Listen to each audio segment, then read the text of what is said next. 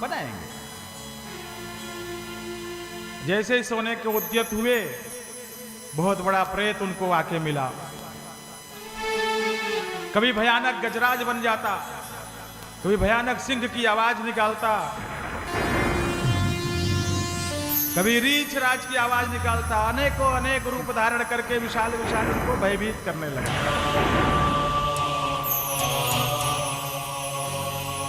गोकर्ण जी ने सोचा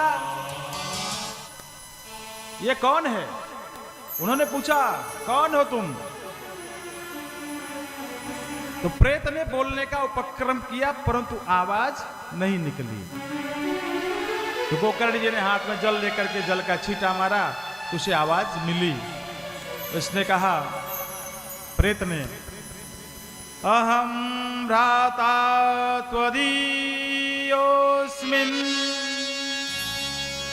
धुंधुकारी नामतः। हे भैया, मैं आपका भाई धुंधुकारी हूं। गोकर्ण जी ने कहा है तुम मेरे भाई धुंधुकारी हो, तो तुम प्रेत योनि में कैसे हो? त्वदर्थम तू गया पिंडे मयि दत्तो विधानतः।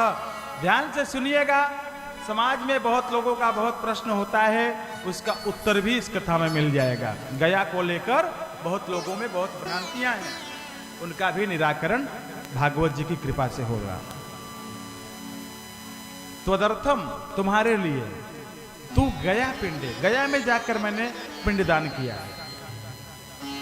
मयि दत्तो विधानतः, विधि विधान से दिया है। देन हाउ इट्स पॉसिबल कि तुम प्रेत योनि में? धुंधुकारी ने कहा, भैया गया श्राद्ध शतेनापि मुक्तिर्मे न भविष्यति। भैया आप गया में मेरे लिए एक पिंडदान नहीं 100 बार पिंडदान कर दो, मेरी मुक्ति नहीं होगी। गोकर्ण ने कहा, क्यों?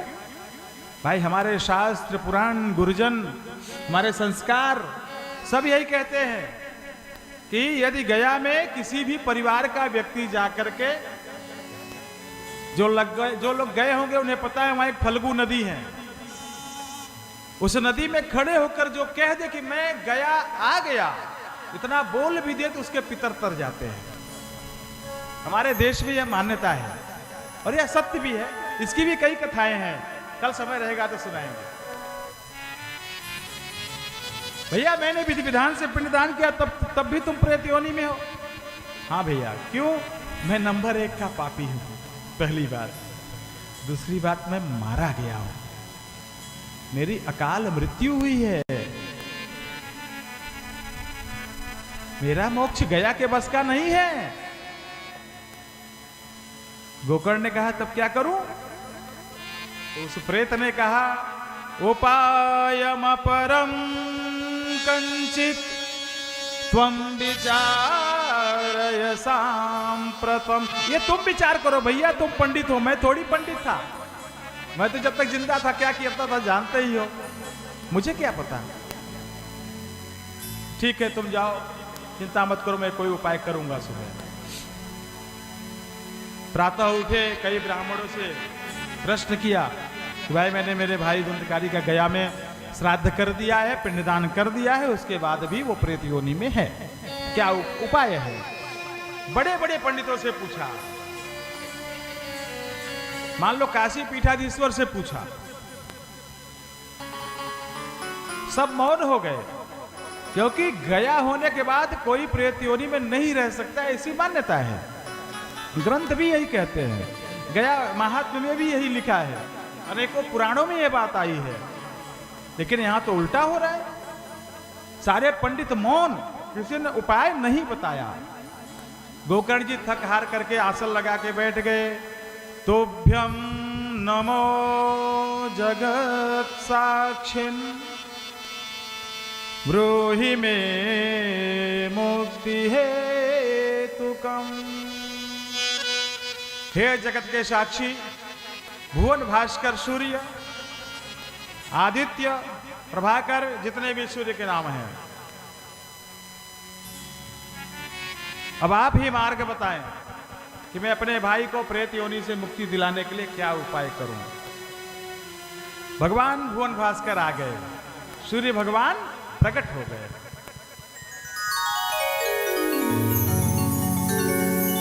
उन्होंने कहा, तुम्हारे भाई को प्रेत योनि से मुक्त कराने का एकमात्र उपाय है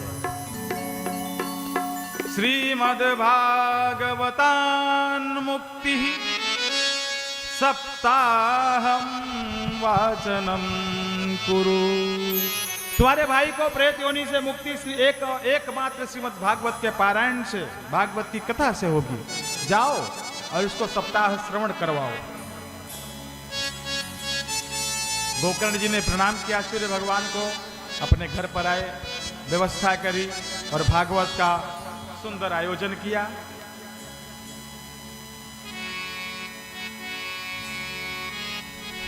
भागवत के विषय में एक बड़ी अच्छी बात है कि यह 3 लोगों को लाभ देती है।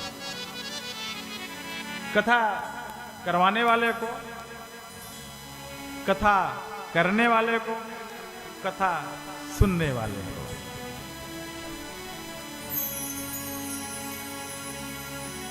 अग्नि होती है ना, अग्नि, फायर, आग, उसमें जानबूझ के उंगली डालेंगे तो जलेगी, बिना जाने डालेंगे तो भी जलेगी। वही ये है, भागवत सिर्फ कल्याण करती है। आप चाहे करवाओ, चाहे करो, चाहे कथाओं में जाकर सुनो, इसका एक ही काम है, कल्याण करना। भागवत आरंभ हो गई।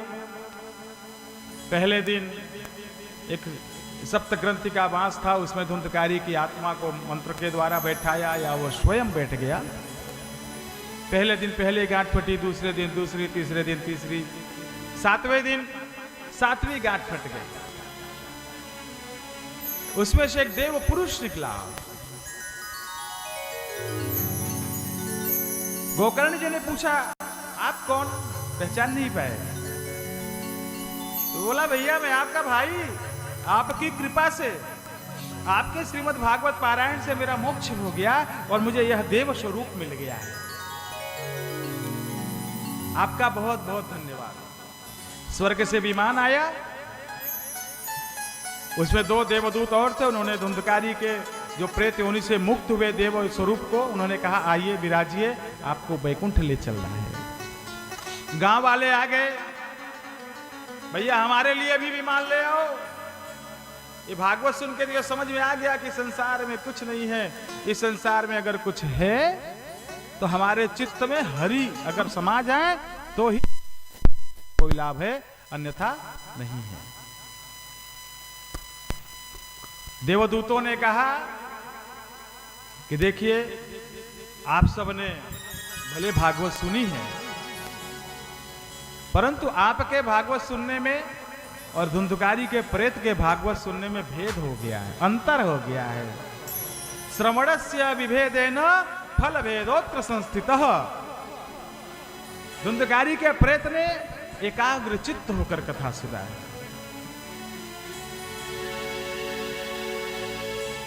आप गांव वालों ने कथा जरूर सुना है, परंतु एकाग्र चित्त नहीं थे। कोई घड़ी देख रहा था कि बच्चे को 6 बजे ट्यूशन से लेने जाना है, किसी को भैंस लगाने की चिंता थी, कोई घर पे जानवर पाला है उसको चारा डालने की चिंता थी, कोई अरे बहन बहुत दिना बाद मिलू का हाल बा, पंचौरा कर रही थी कथा के समय। इसलिए भगवत चरित्र एकाग्रता से सुनने से ही आपको लाभ पहुंचाता है। भगवान के भक्ति का पहला चरण है। भागवत में आगे जब प्रहलाद चरित्र आएगा, श्रवणम कीर्तनम विष्णु स्मरणम पाद सेवनम, पहला चरण है भगवान के बारे में सुनो। भाई जब किसी के बारे में सुनोगे तभी तो जानने का प्रयास करोगे। और कथा सुनने आए हैं, मोबाइलों में व्हाट्सएप चल रहा है खुटुर खुटुर, पता नहीं क्या क्या वीडियो भेज रहे हैं, अरे बाद में कर लो। ये कथा नहीं, ये कथा अमृत है, बड़े मुश्किल से सुनने को मिलती है, इसलिए जब यह अवसर मिले तो सुनना चाहिए। गांव वाले बोले, हे गोकर्ण भैया आप फिर से कथा करो, इस बार हम लोग एकाग्रचित्त होकर कथा सुनेंगे। फिर से कथा हुई, धुंधकारी का प्रेत मुक्ति पाकर चला गया। गांव वालों के लिए फिर से भागवत हुई अगले ही महीने, और इस बार गांव वाले चूके नहीं। भैंस, तोता, कुत्ता, बिल्ली, बुढ़ा बुढ़ी, सास ससुर, माता पिता सबको लेके आए कथा सुनने। यहां से जाएंगे ही नहीं, यहीं रहेंगे, यहीं सोएंगे, सुबह यहीं फिर कथा सुनेंगे। अंतिम में भागवत में स्पष्ट उल्लेख है कि 7वें दिन भगवान विष्णु स्वयं आए और सबको अपने गले लगाकर अपने साकेत धाम को लेकर चले गए। प्रेम से बोलिए भागवत भगवान की जय हो। प्रश्न आता है, सनकादिक मुनि जब कथा सुनाने की व्यवस्था बना रहे थे तो नारद